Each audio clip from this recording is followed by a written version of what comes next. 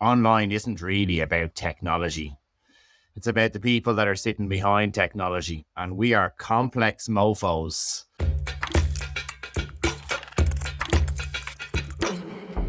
Welcome to Statements of Intent. In this 20-minute episode, we're addressing how e-commerce has lost sight of the people at its very heart. You, the customer. It's a chat that's optimistic, it's casual, it's probably slightly ranty in places, but that's okay.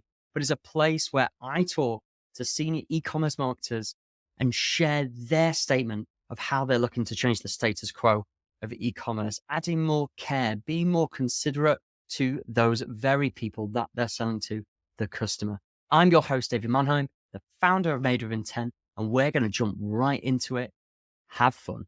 Hello and welcome to Statements of Intent. I'm your host, David Mannheim, and today we have with us Head of Digital over at 3 over in Ireland, Mr. Paul Pryor. Sound like a Stan Lee character, like a Peter Parker or a Green Goblin, or lovely alliteration. It certainly helps with my imposter syndrome. You know, if people are concentrating on my name, they don't realize I'm completely incompetent. Well, there's nothing to set off the scene with a bit of self-deprecation, is there?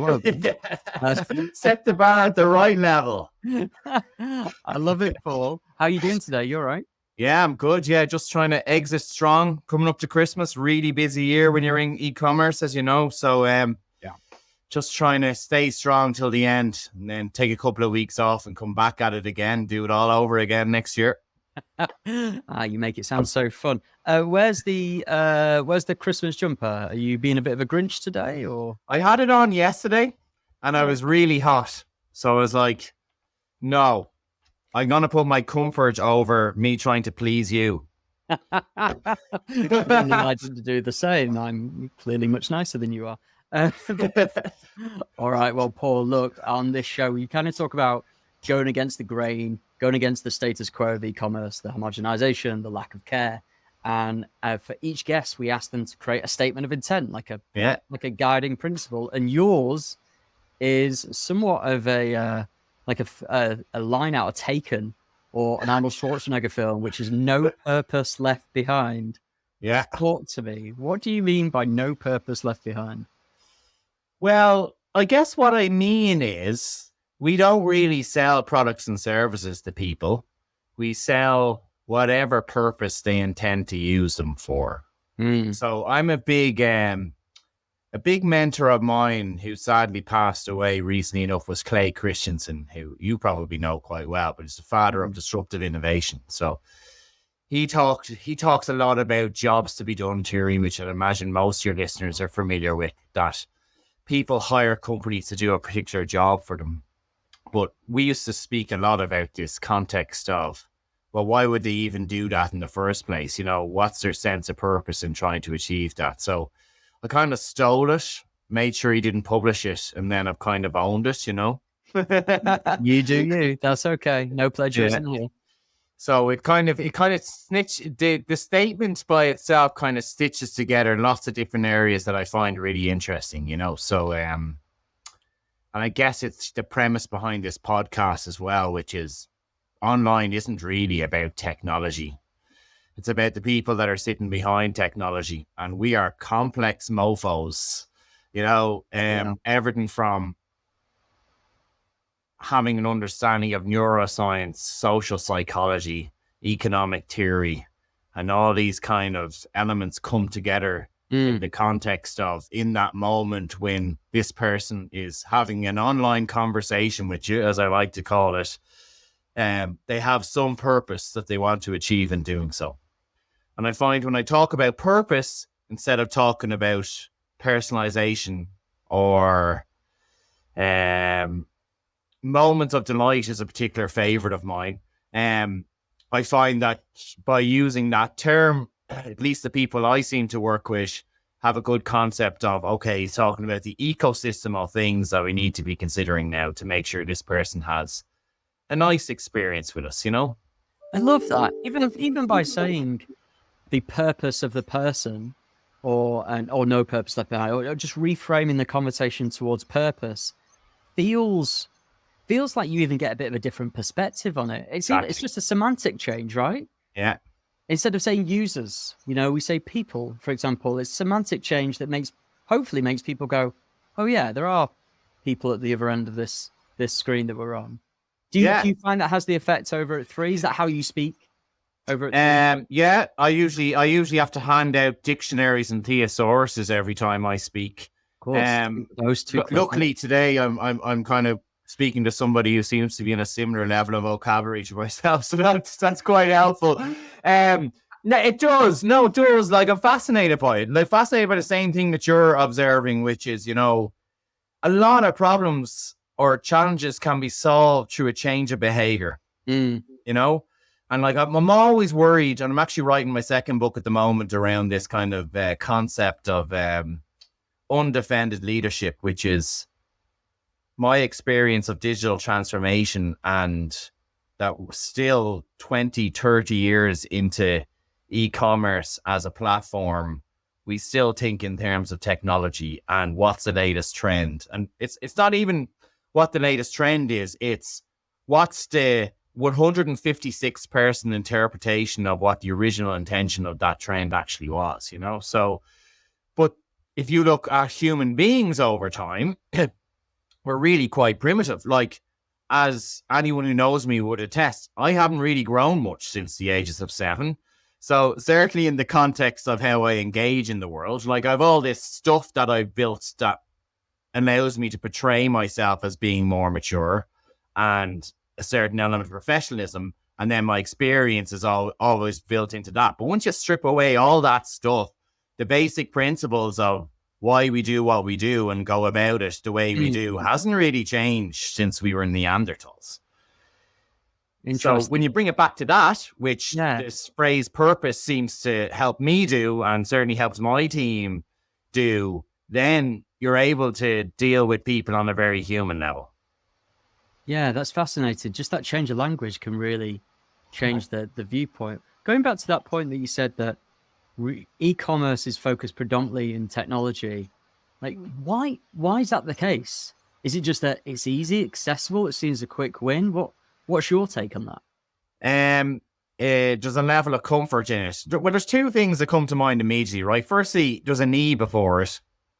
So by context, people naturally assume it must have some kind of technology beside it. So we've removed that in our business. Like, so it's just commerce. And then separately to that, it's just a comfort zone, like, as in the literature, we spend, if you engage in the social community online, we probably spend 10 to 12 seconds interpreting every piece of information that we're giving, looking for patterns.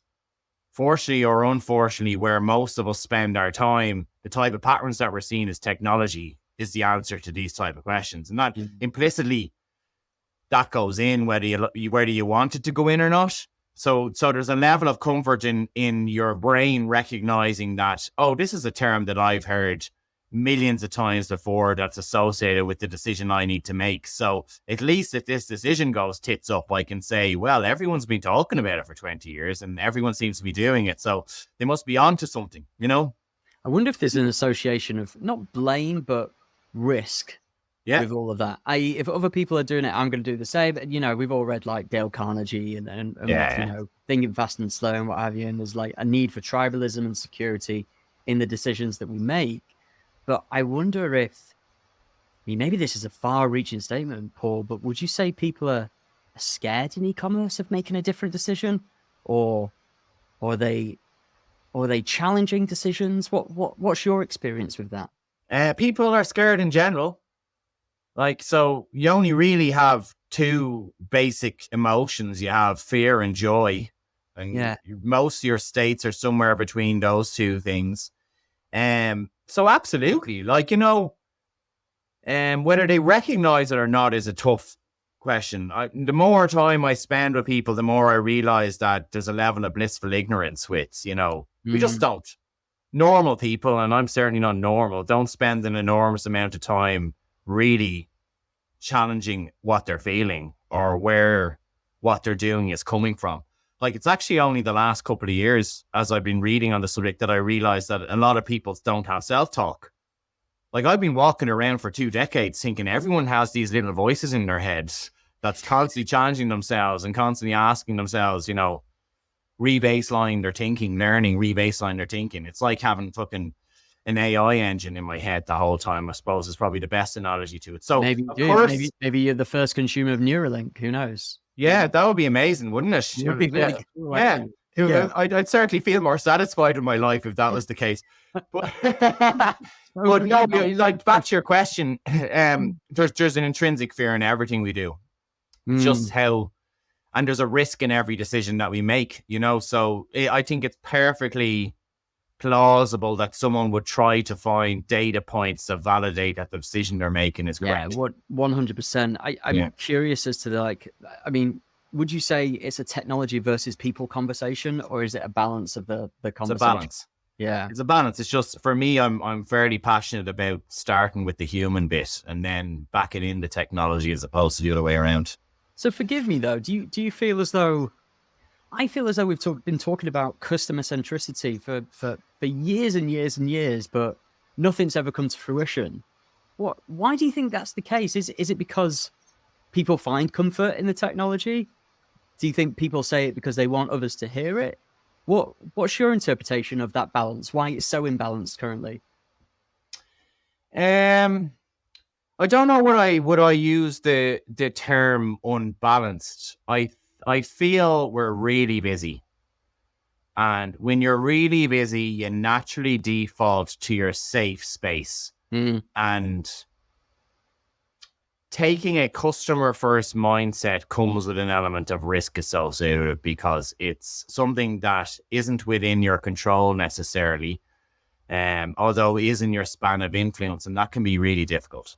And like, you know, I'm a former consultant. I built my own advisory firms. Like, I've been making shit up like customer centricity for years, you know? So I think there's an element of it becomes diluted beyond its original intention, you know? So, you know, if you're not talking to the origin of something, often you're talking to a very diluted version of what it is. Yeah, that like 156 interpretations. Yeah, and it's just, then you're like, I'm quite skeptical of that. Not that the people I meet aren't incredibly intelligent people and are experts in their field, but yeah, I've always had a fascination with, like I mentioned in relation to clay, which is, if I want to learn about something, find the person who invented it and spend time with them, because at least then the basic knowledge you're getting is coming from the origin of what started it all, you know? That's really fascinating. So again, for you, it comes back down to purpose, like the why behind the what. Yeah. Yeah. I think when you live that way and when you think that way, it gives you a lot of freedom, you know, because if your purpose is really to significantly make a difference, and in the context of this conversation, that's to help whoever's engaging with us that I can't see, that I don't know, that's over there behind a screen, fulfill their purpose. For me, that gives me a lot of satisfaction. Like, I think that's a nice way to live your life.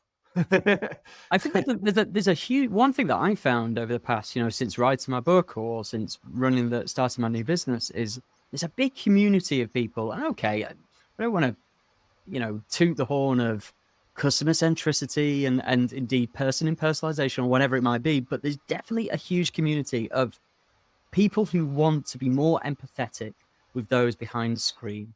Yeah, people who want to connect, desire connection, desire a conversation, a relationship. And one of the reasons for starting this podcast is just that it just seems as though everything is so genericized and we're so far removed from that. And COVID probably exacerbated all of this loneliness, that I know that community has resurfaced recently. Yeah. Yeah. Well, you're attracted to who you are as well, right? So, you know, if I walk around saying all this stuff, eventually I'm going to find people that it resonates with, that are attracted to it. So, and God knows there's plenty of people who don't talk like this and they're all attracted to each other too. It's just, they're probably historically in the majority while we're probably historically in the minority, you know, because a lot of the social constructs are designed to control what your purpose might be. So it takes a lot of courage and bravery to define what that purpose might be for yourselves, you know. Do you think that's it? Do you think it's about courage and bravery? Yeah, I do. Yeah, no, I'm curious as to like double down or let's double click on that.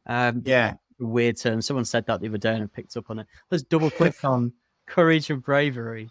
Like, why did you choose those words? Because it is. There's an element of I feel it takes a lot of courage to ask the big questions. When it's much easier to just ignore them and carry forward. So like if you think about the normal, and this is the same for customers as anyone else, like if you think about the normal definitions of successes in society, so the Elon Musk's where you have fuck you money, where you need to build your own company.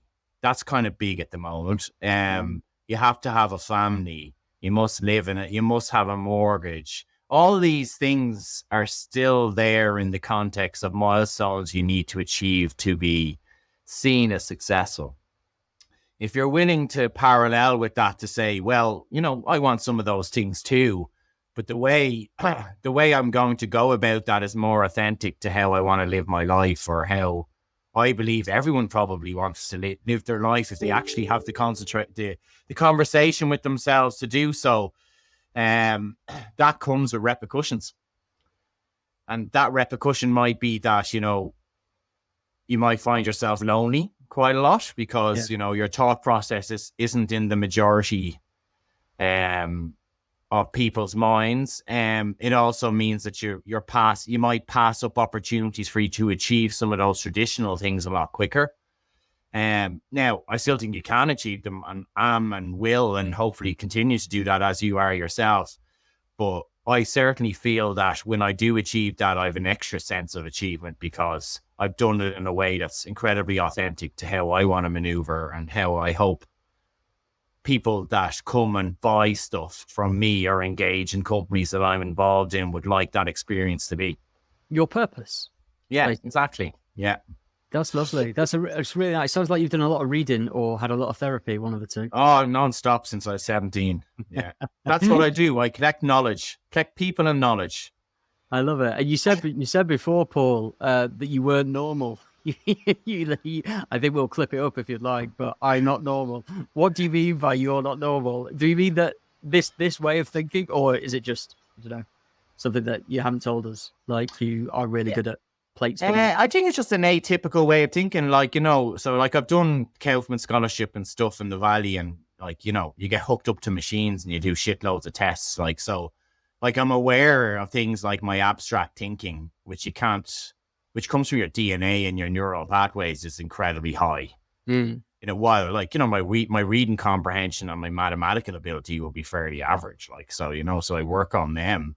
So it's by proxy of the fact that you're in a certain percentile of humanity in a certain way of thinking, that is atypical, at least, So I guess that's what I mean. It's atypical as opposed to not normal. Yeah. Yeah, I really like that way of thinking.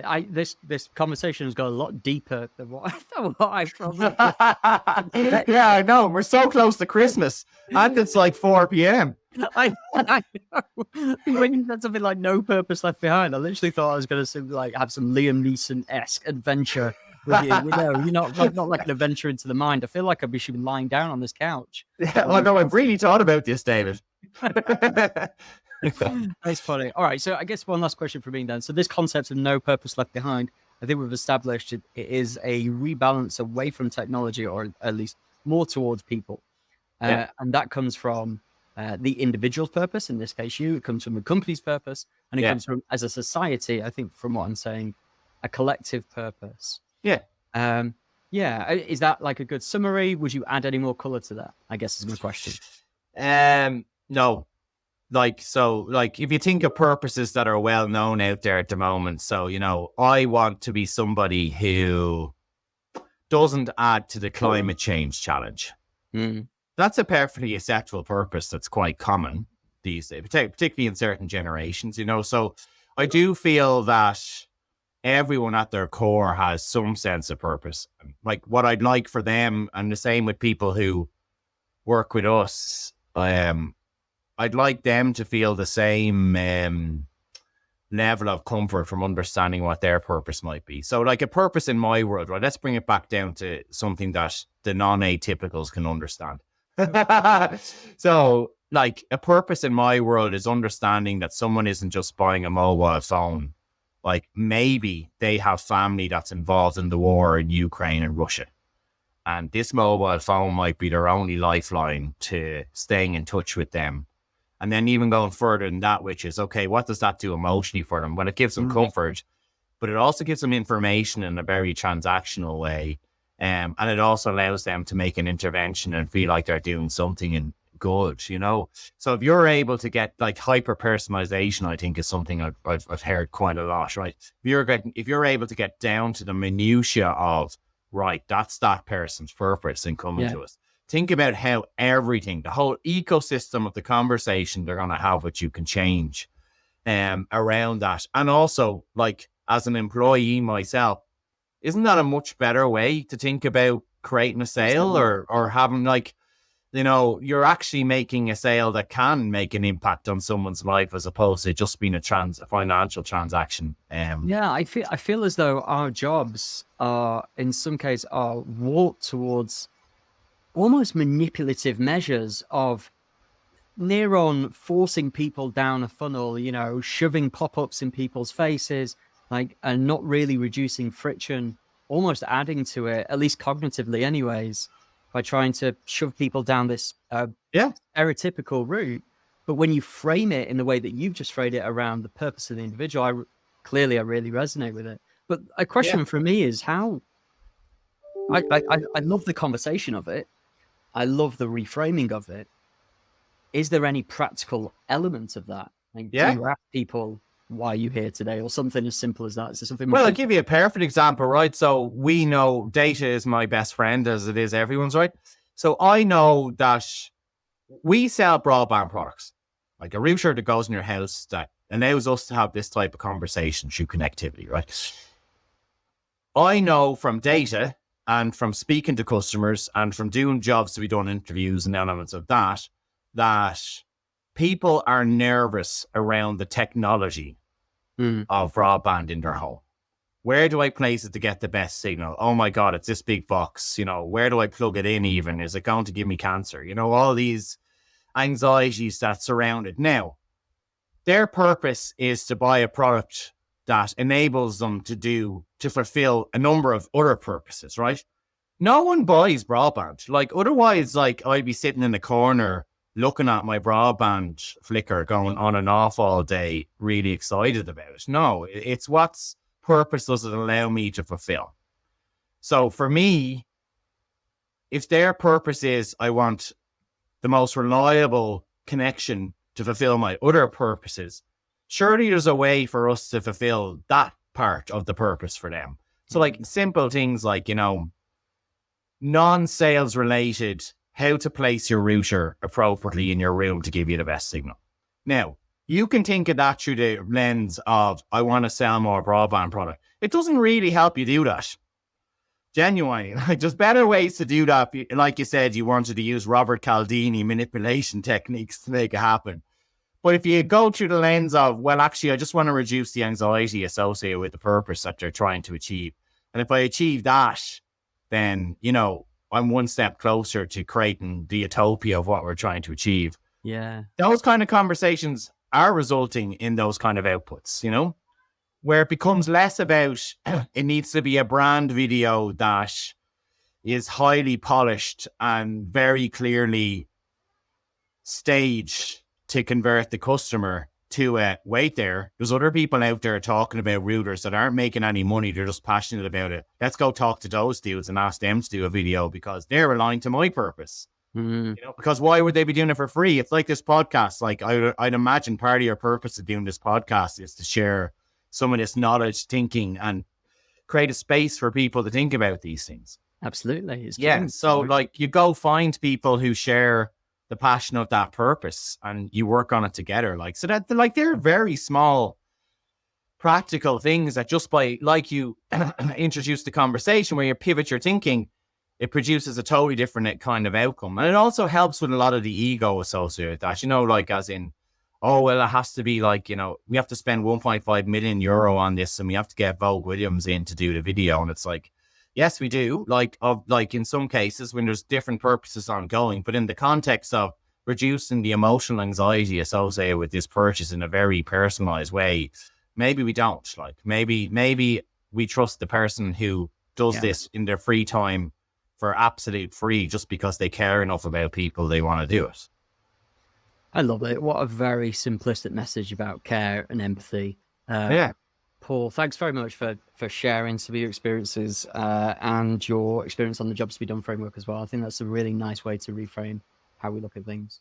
Good stuff. Are you sweating now you're sweating in your Christmas jumper now? Just a little bit. I put it on just specifically for this podcast, so you're very welcome. Thanks for calling out the sweat patches though, Paul. I appreciate it. There we have it. Thank you so much for listening. Please do like, subscribe, and share on whatever platform it is that you're listening to on today. This show comes from the team behind Made with Intent, the customer intent platform for retailers. If you are, of course, interested in being more profitable whilst being more personal, then please feel free to check us out at madewithintent.ai. Thanks again for listening and joining us on our mission to change how e-commerce sees, measures, and treats their customers. I've been your host, David Mannheim. Have a great day.